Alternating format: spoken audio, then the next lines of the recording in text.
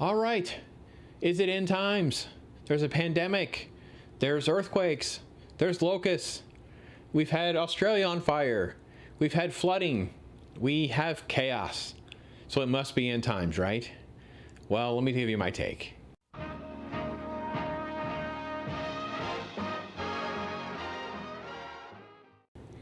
First off, let me say, I hope it's not.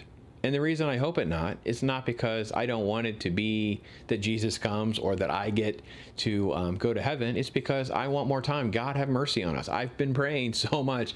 God, have mercy on us. God, forgive us. Have mercy on us. Not as a country, as a human race, as a global community. Lord, have mercy on us. I believe there's a creator. I believe he has plans that I can't understand. And I also believe that we are so centered in ourselves and our current conditions that we don't ever think about or take enough pause with how bad things have been in human history, right? We're in the middle of a pandemic and it's brutal, man. We're so stressed out because we're isolated. And I had a comedian who kind of really made me laugh because he was talking about how it must have been to be isolated in these little bunkers and basements and stuff to survive tuberculosis and stuff. And we've had plagues. Oh man, have we had plagues. So I did a little bit of legwork just to make sure I got some of my facts right. One of the plagues hit Constantinople and millions of people died. We had the Spanish flu about 100 years ago. Millions of people died. We've had these different plagues and outbreaks and things that have happened, and I'm sure people in the middle of those thought, oh my gosh, it's the end times, right? Earthquakes, there's been a lot of earthquakes, right? We just had a 7.5 in Russia. I'm going to challenge you because this was even crazier than I thought it was. How many earthquakes do you think we have in a year? According to the NEIC, there are 20,000 earthquakes. That's 50 a day. Today alone, there's been 2 that's been over 5. One that's, off in Japan. One I think is near India. It's pretty common. Actually, there are thousands, if not a million earthquakes that happen that are so small we either don't register them or they're really, really small. So there's a constant ebb and flow and moving of the earth. And yes, it has been, as far as we know, a normal sense. But is it, as I thought about that, is it because we have media 24/7 and we have press just like they love headlines, man. They love, if it bleeds, it reads. Let's get some clicks. Okay, and we have stuff like, so the locusts are swarmed in Africa, and that made headlines, right? And it's cool pictures, they're cool videos, and I agree with all that. But you know what? There's always locust swarms in Africa. That's part of the reason they don't have any food, because they don't have enough resources and money. The United Nations asked for millions upon millions of dollars for pesticides and stuff to go to Africa to knock down the locust populations and try to get it under control. They are mass breeding.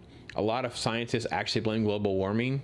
I really don't know how much hotter Africa is or isn't, but I know the locusts are out of control with their breeding frenzy, and they swoop through and eat a lot of crops, and it's like an endless cycle for these nations.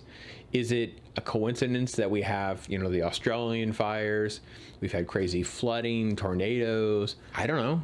I know, like I said, I pray and I ask that let it not be end times, right?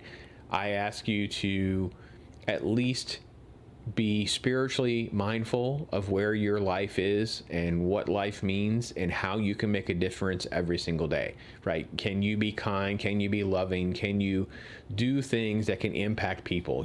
My family was really, let me say that differently. My daughter really said something, I think she was reading to me, but it was actually pretty powerful. And it was that the churches are not empty, they're deployed. And I sure hope that's the case. I sure hope the churches understand that us not gathering in the 4 walls, that we've turned to online services, we've turned to more personal prayer time, personal devotional time, those kinds of things, that it will engage us and prepare us to be better in the circles of influence that we have. That we're not just social gathering, we're not just community get-togethers, that stuff can have much more impact and meat into society and culture right now. I think that, we need to watch the news, we need to be mindful of all of that. We need to be sympathetic for people that are being ravaged by not only the pandemic, but also earthquakes and tornadoes and floods and whatever, because you have to remember some of these things have just happened. Australia is still reeling from this massive devastation. The incredible tornadoes that have swept through Tennessee. A big earthquake, a 7.5 earthquake in Russia. So there are stuff happening, and there's devastation from that. There's chaos from that. What is the impact of the mourning and the recovery of all of that loss of life, right? And it's just been horrible. Let me hit up Facebook Live, see what kind of questions they have and comments they have on this topic. My lovely wife says revival or rapture, right? Look, we're not really going to get a say. There's no vote, right? God's not going to ask for our thoughts on end times.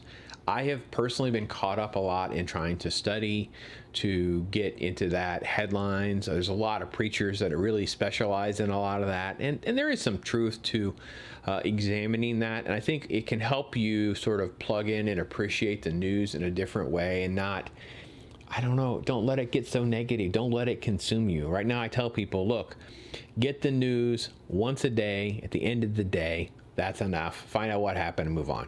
You need small doses, things like that. I try to do, this is one of the more heavier topics that I've done since we've been doing this Facebook Live thing and been trying to increase some content for you guys. But I really don't want you to get caught up in all the stuff. I wanted this to be a chance that we could talk seriously, that there's a lot of stuff that happens, but in a historical context, in a law of numbers, really, to be honest, this isn't that bad yet. And you know, you hate to see people die. You hate to see just a horrible tragedy, no matter how it happens. But I'm asking for more time. God, give us more time. Have mercy on us. Please forgive us for anything and everything that we've done so we can be, you know, a better human race and closer to you. Like I said, I want your thoughts on this. If you're catching this after the fact, you know, maybe you think I'm off base. Maybe you want to hit me up with a bunch of scriptures. You know, look, I know it's a lot going on.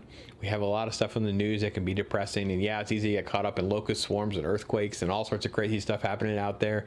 But at the end of the day, like I said, we don't get a vote. And the most important thing is what you're doing, how you're prepared, how you're reacting, how you're responding. So take that to heart. Spend some time being thoughtful and mindful. Be praying to Him, like, what do you want me to do? How can I react differently? How can I do something positive in the middle of all this? Because that seems like it's way more important because, you know, we can't control all these things that are happening around us. We can only control what we can control.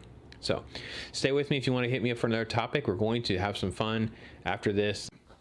This is Kevin Murphy from Riff Tracks and Mystery Science Theater 3000.